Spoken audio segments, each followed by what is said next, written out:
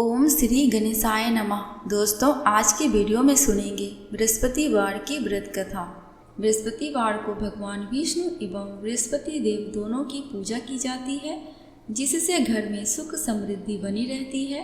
कुंवारी लड़कियां इस व्रत को इसलिए करती हैं जिससे उनके विवाह में आने वाली रुकावटें दूर हो जाती है। अगर आप एक वर्ष गुरुवार का व्रत करते हैं तो आपके घर में कभी भी पैसे रुपयों की कमी नहीं होगी। गुरुवार का व्रत करने से सुख सौभाग्य में वृद्धि होती है। जिनके विवाह में अड़चने आती हैं वो दूर हो जाती है। अब श्रवण करेंगे बृहस्पतिवार की व्रत कथा। भारतवर्ष में एक प्रतापी और दानी राजा राज्य करता था। वह नित्य गरीबों और ब्राह्मणों की सहायता किया करता था। यह बात उसकी रानी को अच्छी नहीं लगती थी।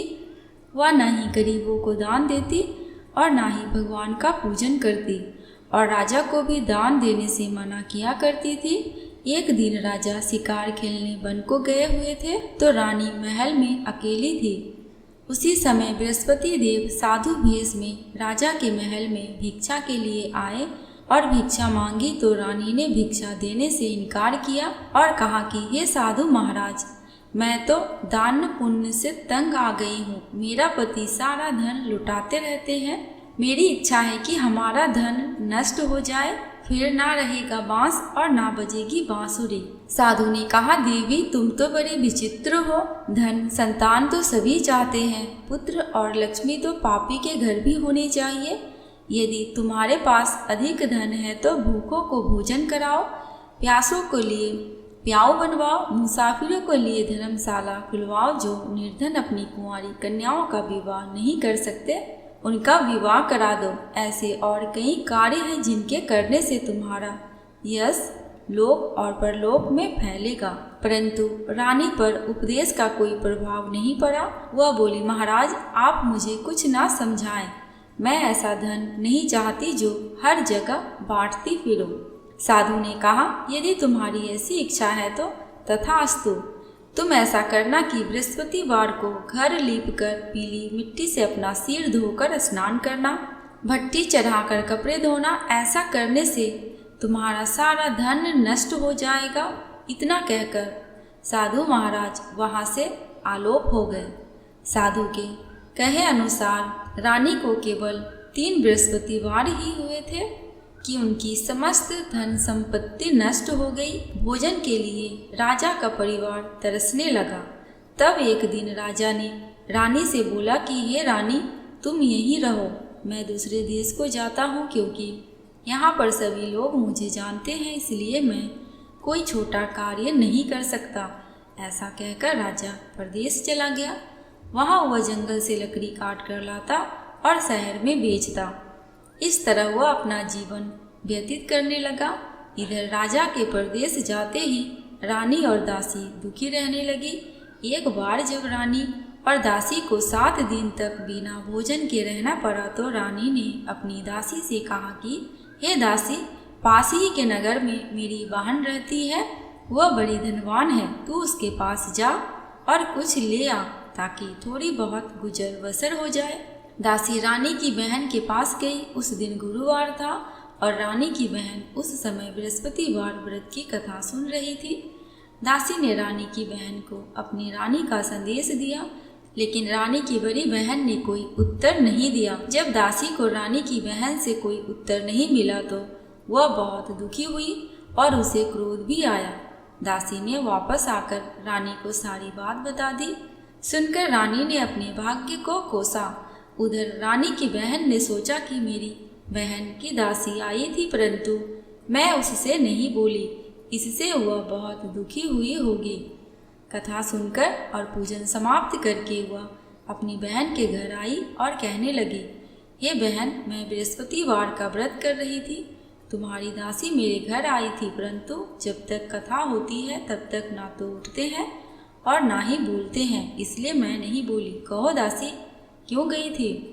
रानी बोली, बहन तुमसे क्या छिपाऊं, हमारे घर में खाने तक को अनाज नहीं था। ऐसा कहते कहते रानी की आंखें भर आई। उसने दासी समेत पिछले 7 दिनों से भूखे रहने तक की बात अपनी बहन को विस्तार पूर्वक सुना दी। रानी की बहन बोली, देखो बहन, भगवान बृहस्पति देव सबकी मनोकामना पूर्ण करते हैं। देखो तुम्हारे घर में अनाज रखा हो। पहले तो रानी को विश्वास नहीं हुआ, पर बहन के आग्रह करने पर उसने अपनी दासी को अंदर भेजा तो उसे सचमुच अनाज से भरा एक घड़ा मिल गया। यह देखकर दासी को बड़ी हैरानी हुई। दासी रानी से कहने लगी, हे रानी, जब हमको भोजन नहीं मिलता तो हम व्रत ही तो करते हैं, इसलिए क्यों ना इनसे व्रत और कथा की विधि पूछ ली जाए ताकि हम भी व्रत कर सके। तब रानी ने अपनी बहन से बृहस्पतिवार व्रत के बारे में पूछा। उसकी बहन ने बताया, बृहस्पतिवार के व्रत में चने की दाल और मुनक्का से विष्णु भगवान का केले की जड़ में पूजन करें तथा दीपक जलाएं, व्रत कथा सुने और पीला भोजन ही करें, इससे बृहस्पति देव प्रसन्न होते हैं। व्रत और पूजन विधि बताकर रानी की बहन अपने घर को चली गई। 7 दिन के बाद जब गुरुवार आया तो रानी और दासी ने व्रत रखा। घोर साल में जाकर चना और गुड़ लेकर आई, फिर उससे केले की जड़ तथा विष्णु भगवान का पूजन किया। अब पीला भोजन कहाँ से आए, इस बात को लेकर दोनों बहुत दुखी थे। उन्होंने व्रत रखा था, इसलिए बृहस्पति देव उनसे प्रसन्न थे, इसलिए वे एक साधारण व्यक्ति का रूप धारण कर 2 थालों में सुंदर पीला भोजन दासी को दे गए। भोजन पाकर दासी प्रसन्न हुई और फिर रानी के साथ मिलकर भोजन ग्रहण किया। उसके बाद वे सभी गुरुवार को व्रत और पूजन करने लगी। बृहस्पति भगवान की कृपा से उनके पास फिर से धन संपत्ति आ गई, परंतु रानी फिर से पहले की तरह आलस्य करने लगी। तब दासी बोली, देखो रानी, तुम पहले भी इस प्रकार आलस्य करती थी। तुम्हें धन रखने में कष्ट होता था, इस कारण सभी धन नष्ट हो गया, और अब जब भगवान बृहस्पति देव की कृपा से धन मिला है तो तुम्हें फिर से आलस्य होता है। रानी को समझाते हुए दासी कहती है कि बड़ी मुसीबतों के बाद हमने यह धन पाया है, इसलिए हमें दान पुण्य करना चाहिए, भूखे मनुष्यों को भोजन कराना चाहिए और धन को शुभ कार्यों में खर्च करना चाहिए, जिससे तुम्हारे कुल का यश बढ़ेगा, स्वर्ग की प्राप्ति होगी और पितृ प्रसन्न होंगे। दासी की बात मानकर रानी अपना धन शुभ कार्यों में खर्च करने लगी, जिससे पूरे नगर में उसका यश फैलने लगा। एक दिन राजा दुखी होकर जंगल में एक पेड़ के नीचे आसन जमाकर बैठ गया। वह अपनी दशा को याद करके व्याकुल होने लगा। बृहस्पतिवार का दिन था। एकाएक उसने देखा कि निर्जन वन में एक साधु प्रकट हुए। वह साधु भेष में स्वयं बृहस्पति देवता थे। लकहारे के सामने आकर बोले, हे लकहारे, इस सुनसान जंगल में तुम किस चिंता में मग्न हो? लकहारे ने दोनों हाथ जोड़कर प्रणाम किया और उत्तर दिया, महात्मा जी, आप सब कुछ जानते हैं, मैं क्या कहूँ? यह कहकर रोने लगा और साधु को अपनी आत्मकथा सुना दी। महात्मा जी ने कहा, तुम्हारी स्त्री ने बृहस्पतिवार के दिन बृहस्पति भगवान का नीरा आदर किया था, जिसके कारण रुष्ट होकर उन्होंने तुम्हारी यह दशा कर दी। अब तुम चिंता को दूर करके मेरे कहने पर चलो तो तुम्हारे सब कष्ट दूर हो जाएंगे और भगवान विष्णु पहले से भी अधिक संपत्ति देंगे। तुम बृहस्पतिवार के दिन कथा किया करो। 2 पैसे के चने मुनक्का लाकर उसका प्रसाद बनाओ और शुद्ध जल से लोटे में शक्कर मिलाकर अमृत तैयार करो। कथा के पश्चात अपने सारे परिवार और सुनने वाले प्रेमियों में अमृत व प्रसाद बांटकर आप भी ग्रहण करो। ऐसा करने से भगवान तुम्हारी सब मनोकामनाएं पूर्ण करेंगे। साधु के ऐसे वचन सुनकर लकहारा बोला, हे प्रभु, मुझे लकड़ी बेचकर इतना पैसा नहीं मिलता जिससे भोजन के उपरांत कुछ बचा सको। मैंने रात्रि में अपनी स्त्री को व्याकुल देखा है। मेरे पास कुछ भी नहीं जिससे मैं उसकी खबर मंगा सकूं। साधु ने कहा, हे लकहारे, तुम किसी बात की चिंता मत करो। बृहस्पतिवार के दिन तुम रोजाना की तरह लकड़ियां लेकर शहर को जाओ। तुम्हें रोज से दुगुना धन प्राप्त होगा, जिससे तुम भली भांति भोजन कर लोगे तथा बृहस्पति देव की पूजा का सामान भी आ जाएगा। इतना कहकर साधु अंतर्ध्यान हो गए। धीरे धीरे समय व्यतीत होने पर फिर बृहस्पतिवार का दिन आया। लकहारा जंगल से लकड़ी काटकर किसी शहर में बेचने गया। उसे उस दिन और दिन से अधिक पैसा मिला। राजा ने चना गुड़ आदि लाकर गुरुवार का व्रत किया उस दिन से उसके सभी क्लेश दूर हुए। परंतु जब दोबारा गुरुवार का दिन आया तो बृहस्पतिवार का व्रत करना भूल गया। इस कारण बृहस्पति भगवान नाराज हो गए। उस दिन उस नगर के राजा ने विशाल यज्ञ का आयोजन किया तथा शहर में यह घोषणा करा दी कि कोई भी मनुष्य अपने घर में भोजन ना बनाए और ना ही आग जलाए। समस्त जनता मेरे यहाँ भोजन करने आए। इस आज्ञा को जो नहीं मानेगा उसे फांसी की सजा दी जाएगी। इस तरह की घोषणा संपूर्ण नगर में करवा दी गई। राजा के आज्ञा अनुसार शहर के सभी लोग भोजन करने गए, परंतु लकहारा कुछ देर से पहुंचा, इसलिए राजा उसे अपने साथ घर ले गए और ले जाकर भोजन करा रहे थे तो रानी की दृष्टि उस खूंटी पर पड़ी जिस पर उसका हार लटका हुआ था। वह वहां पर दिखाई नहीं दिया। रानी ने निश्चय किया कि मेरा हार इस मनुष्य ने चुरा लिया है। उसी समय सिपाहियों को बुलाकर उसको कारागार में डलवा दिया। जब लकहारा कारागार में पड़ गया और बहुत दुखी होकर विचार करने लगा कि न जाने कौन से पूर्व जन्म के कर्म से मुझे यह दुख प्राप्त हुआ है, और उसी साधु को याद करने लगा जो कि जंगल में मिला था। उसी समय तत्काल बृहस्पति देव साधु के रूप में प्रकट हुए और उसकी दशा को देखकर कहने लगे, अरे मूर्ख, तूने बृहस्पति देव की कथा नहीं कही, इस कारण तुझे दुख प्राप्त हुआ है। अब चिंता मत कर, बृहस्पतिवार के दिन कारागार के दरवाजे पर 4 पैसा पड़े मिलेंगे, उनसे तू बृहस्पति देव की पूजा करना, तेरे सभी कष्ट दूर हो जाएंगे। बृहस्पतिवार के दिन उसे 4 पैसे मिले। लकहारे ने कथा कही। उसी रात्रि को बृहस्पति देव ने उस नगर के राजा को स्वप्न में कहा, हे राजा, तुमने जिस आदमी को कारागार में बंद कर दिया है वह निर्दोष है, वह राजा है, उसे छोड़ देना। रानी का हार उसी खूंटी पर लटका है। अगर तू ऐसा नहीं करेगा तो मैं तेरे राज्य को नष्ट कर दूंगा।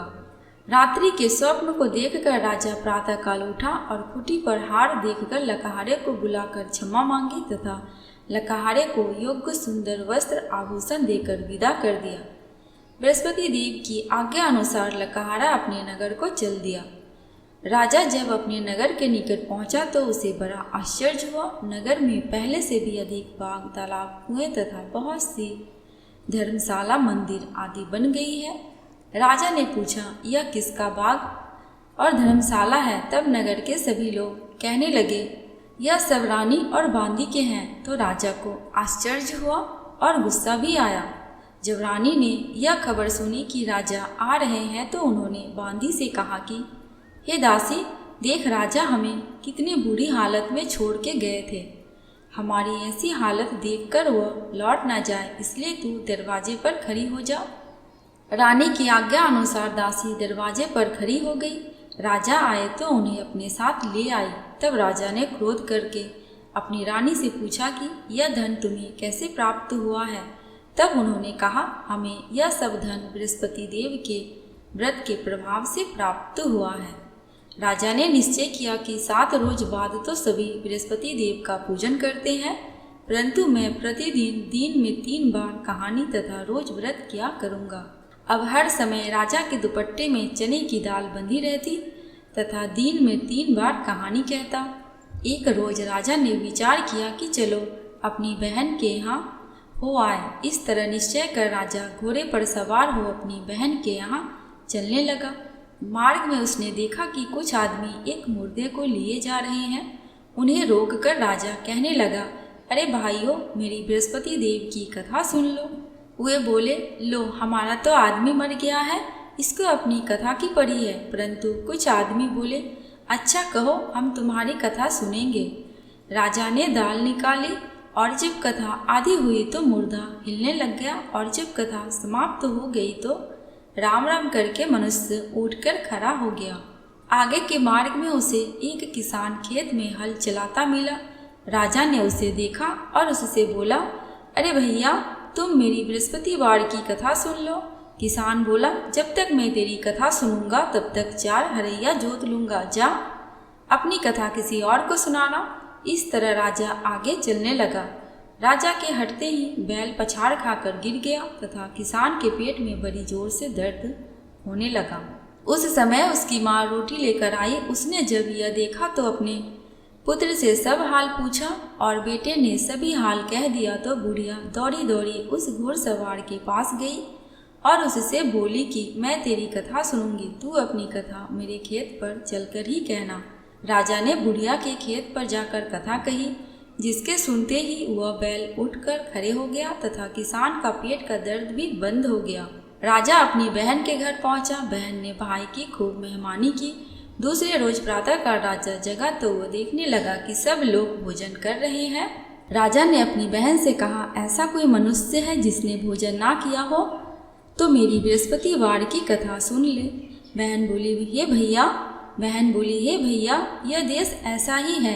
पहले यहाँ लोग भोजन करते हैं, बाद में अन्य कार्य करते हैं। अगर कोई पड़ोस में हो तो देख के आती हूँ। वह ऐसा कहकर देखने चली गई, परंतु उसे कोई ऐसा व्यक्ति नहीं मिला जिसने भोजन ना किया हो।